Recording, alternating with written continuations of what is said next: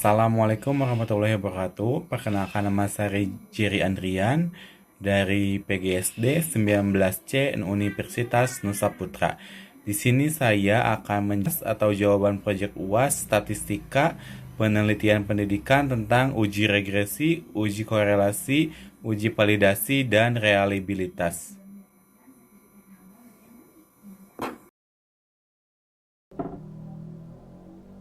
Nah, di sini saya memiliki soal dengan tema pendidikan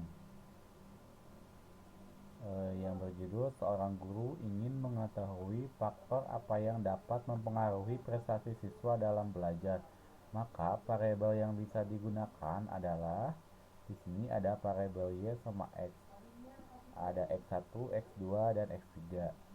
Y yaitu prestasi siswa, X1 rata-rata lama belajar mandiri per minggu dihitung per jam, X2 motivasi belajar dengan skor angket 1-4, dan X3 yaitu tingkat pendidikan orang tua dengan 1 SD, 2 SMP, 3 SMA, dan 4 S1, S2, dan S3.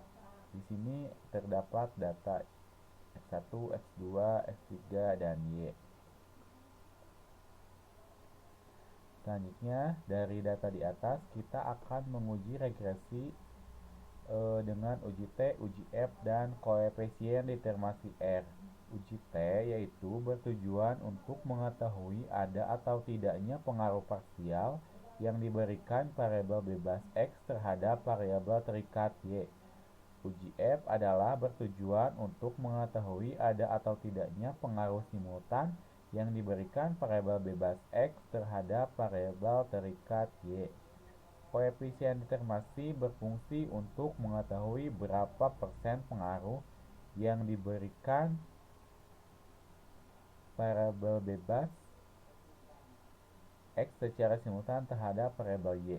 Yang selanjutnya adalah perumusan hipotesis, yaitu ada hipotesis 1, H1, H2, H3, dan H4. H1 terdapat pengaruh rata-rata belajar mandiri per minggu X1 terhadap prestasi Y.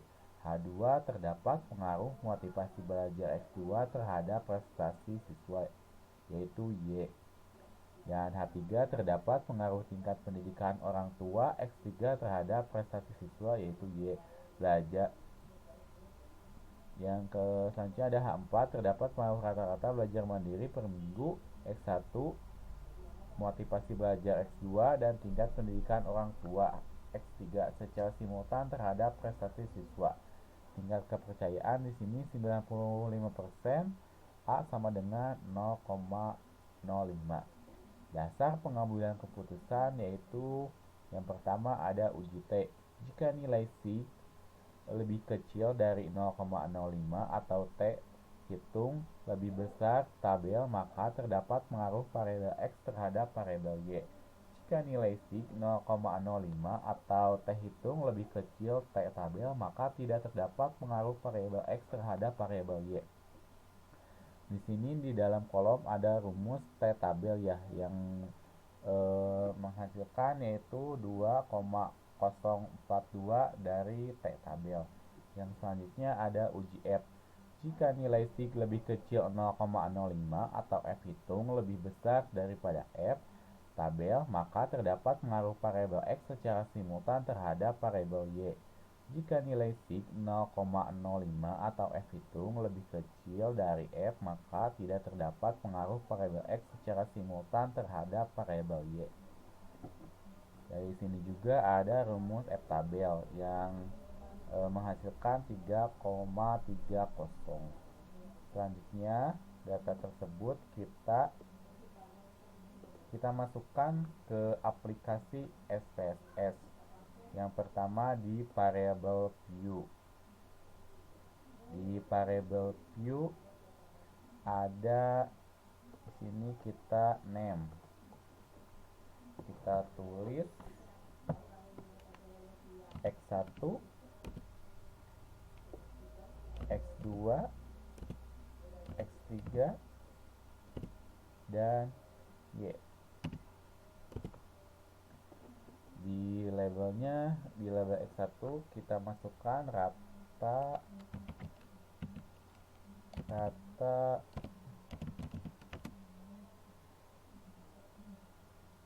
lama belajar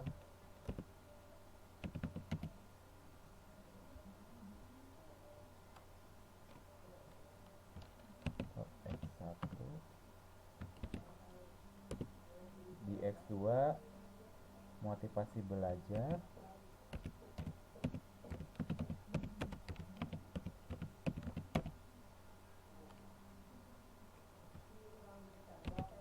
X2. Dan yang ketiga, tingkat pendidikan orang tua.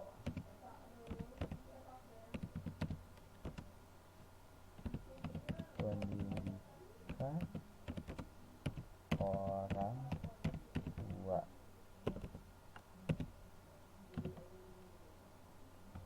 X3.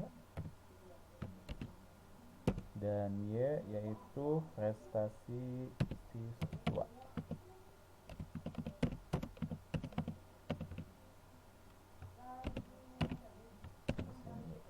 Di sini measure-nya kita ubah ke scale semua.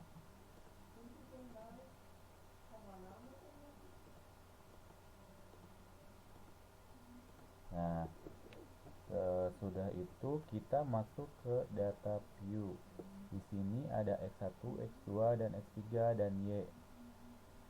Selanjutnya kita akan mengcopy data yang kita punya. X1, X2, X3, dan Y. Kita copy.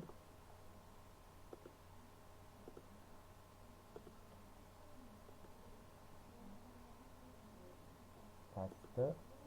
Nah, maka hasilnya akan muncul. Kita langsung ke analyze, regression. Kita klik yang linear.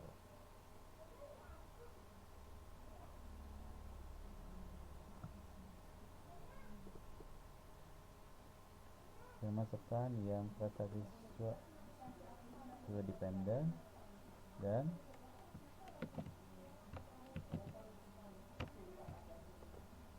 yang ini ke bawah.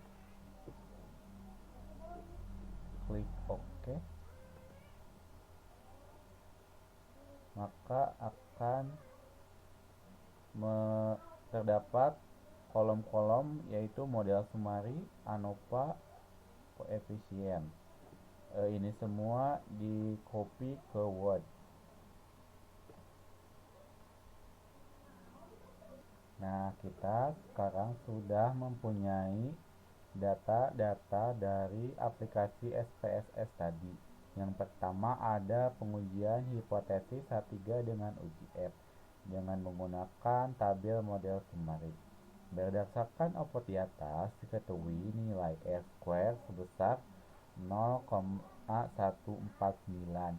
Hal ini mengandung arti bahwa pengaruh variabel X, X2, dan X3 secara simultan terhadap variabel Y adalah sebesar 0,149%. Yang selanjutnya ada pengujian hipotesis H3 dengan uji F dengan menggunakan tabel ANOVA. Bisa dilihat di sini ya. Yang selanjutnya ada pengujian hipotesis keempat H4. Berdasarkan output di atas, diketahui nilai signifikan untuk mempengaruhi X1, X2, dan X3 terdapat Y adalah sebesar 0,0000 lebih kecil dari 0,05 dan nilai F hitung 0,220 lebih kecil dari 3,303 sehingga dapat disimpulkan bahwa H4 diterima yang berarti terdapat pengaruh X1, X2, dan X3 secara simultan terhadap Y. Yang selanjutnya yaitu koefisien. Pengujian hipotesis pertama H1. Diketahui nilai sig untuk pengaruh X1 terhadap Y adalah sebesar 0,755 lebih besar dari 0,05 dan nilai T hitung 0,316 lebih kecil dari T tabel 2,042 sehingga dapat disimpulkan bahwa H1 ditolak yang berarti tidak terdapat pengaruh X1 terhadap Y. Yang selanjutnya ada pengujian hipotesis kedua. Diketahui nilai sig untuk pengaruh X2 terdapat Y adalah sebesar 0,709 lebih besar dari 0,05 dan nilai T hitung 0,377 lebih kecil dari T tabel 2,042 sehingga dapat disimpulkan bahwa H2 ditolak yang berarti tidak dapat pengaruh X2 terhadap Y. Yang selanjutnya yaitu pengujian hipotesis ketiga. Diketahui nilai sig untuk pengaruh X3 terhadap Y adalah sebesar 0,555 lebih besar dari 0,05 dan nilai T hitung minus 0,587 lebih kecil dari T tabel 2,042 sehingga dapat disimpulkan bahwa H2 ditolak yang berarti tidak dapat pengaruh X2 terhadap Y. Yang selanjutnya yaitu kita akan menguji data di atas dengan uji korelasi, yaitu merupakan analisis yang digunakan untuk mengetahui derajat kerataan hubungan antara variabel. Kita ke aplikasi SPSS tadi menggunakan data yang tadi. Kita klik ke Analyze, ke Correlate, dan kemudian klik Different. Ini semua kita copy blok dan pindahkan ke pinggir. Kemudian oke. Kita akan menghasilkan data correlation ini. Kemudian kita copy ke Word dan uji dan kriteria korelasi person 0 sampai 1. 0 tidak ada korelasi, 0,00 sampai 0,25 korelasi sangat lemah, 0,25 sampai 0,50 korelasi cukup, 0,50 sampai 0,75 korelasi kuat, 0,75 sampai 0,99 korelasi sangat kuat, dan 1 korelasi sempurna. Hipotesis korelasi H tidak dapat pengaruh signifikan, H1 terdapat pengaruh yang signifikan. Ketentuan, jika sig lebih besar sama dengan 0,05, maka H0 diterima tidak berpengaruh yang signifikan. Yang kedua, jika sig lebih kecil 0,05, maka H0 ditolak terdapat pengaruh yang signifikan. Ini data yang tadi ya, yang kita peroleh dari aplikasi SPSS tadi. Penarikan kesimpulannya yaitu korelasi antara rata-rata lama belajar mandiri per minggu X1 terhadap prestasi siswa Y, nilai sig 0,00 lebih kecil 0,05, maka HO ditolak yang berarti terdapat pengaruh yang signifikan antara variabel rata-rata lama belajar mandiri per minggu X1 terhadap prestasi siswa yaitu Y. Tabel person correlation memaparkan nilai koefisien korelasi 0,42 yang berarti memiliki korelasi cukup antara rata-rata lama belajar mandiri per minggu X1 terhadap prestasi siswa yaitu Y. Kedua, korelasi antara motivasi belajar X2 terdapat prestasi siswa Y. Nilai sig 0,00 lebih kecil dari 0,5, maka HO ditolak yang berarti terdapat pengaruh yang signifikan antara variabel motivasi belajar X2 terhadap prestasi siswa. Tabel person correlation memaparkan nilai koefisien korelasi sebesar 0,91 yang berarti memiliki korelasi yang sangat kuat antara motivasi belajar X2 terhadap prestasi siswa yaitu Y. Yang ketiga, korelasi antara tingkat pendidikan orang tua X2 terhadap prestasi siswa, nilai sig 0,71 lebih besar dari 0,05, maka HO diterima yang berarti tidak terdapat pengaruh yang signifikan variabel tingkat pendidikan orang tua X3 terdapat prestasi siswa Y. Tabel person correlation merupakan nilai koefisien korelasi sebesar minus 0,118 yang berarti memiliki korelasi sangat lemah antara tingkat pendidikan orang tua terhadap prestasi siswa. Dari sekarang kita mempunyai soal nomor 3, yaitu berikut adalah format rekapitulasi hasil uji coba angket dengan jumlah dan pernyataan sebanyak 4 dan responden sejumlah 33. Di sini ada 33 responden sama 4 item 1, item 2, item 3, dan item 4. Dan kita akan menguji validasi dan realiditasnya. Pertama-tama kita masuk ke aplikasi SPSS.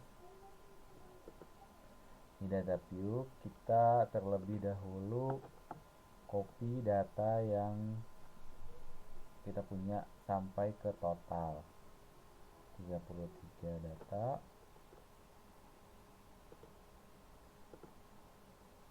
Kita copy ke aplikasi SPSS.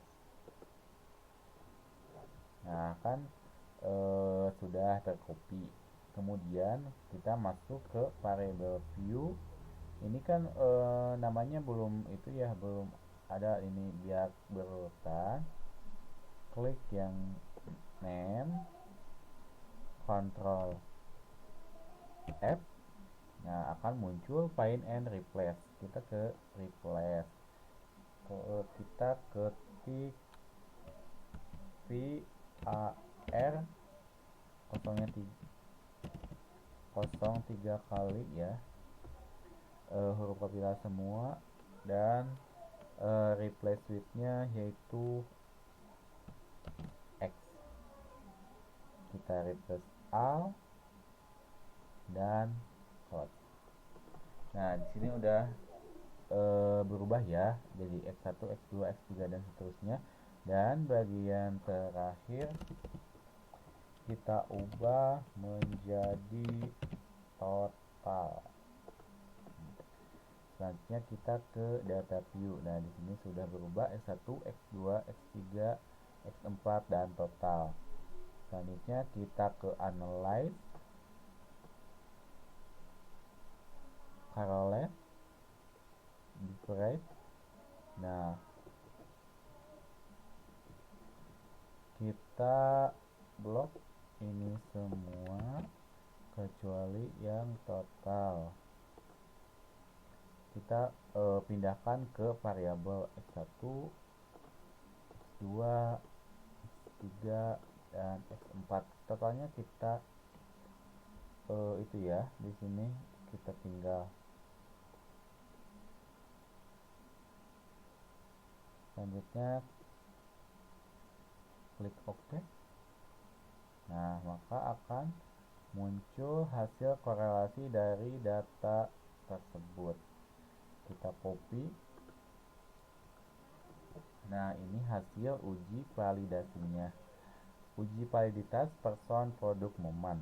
Uji validitas berguna untuk mengetahui kevalidan atau kesesuaian kuesioner yang digunakan oleh peneliti dalam mengukur dan memperoleh data penelitian dari para responden. Dasar pengambilan uji validitas person: pengambilan nilai R hitung dengan R tabel 1. Jika R hitung lebih besar dari R tabel maka valid, dan jika nilai R hitung lebih kecil dari R tabel maka tidak valid. Cara mencari nilai R tabel dengan N33 pada signifikan 5% pada distribusi nilai R tabel statistik, maka diperoleh L 0,61. Melihat sig jika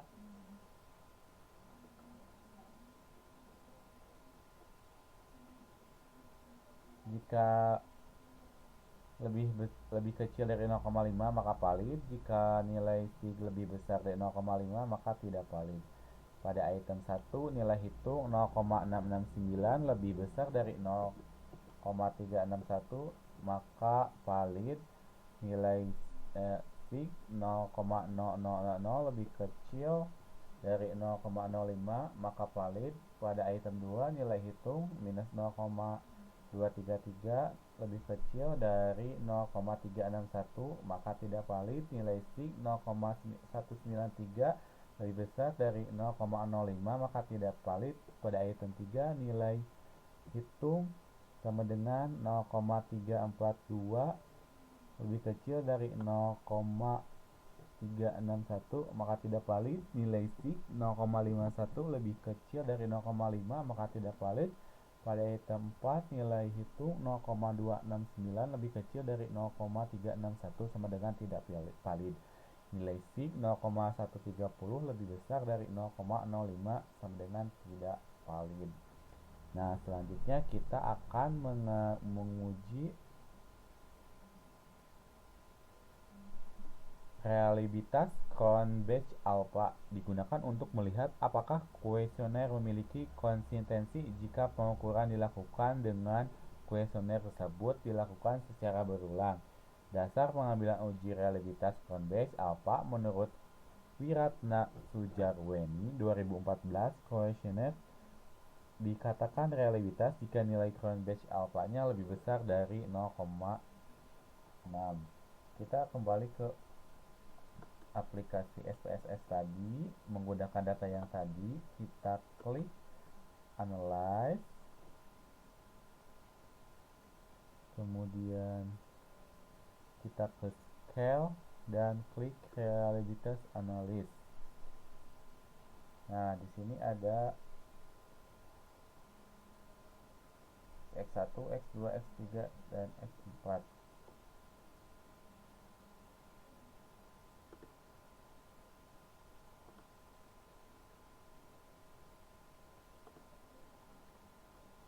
Nah, kita sudah ini kita pindahkan ke sini.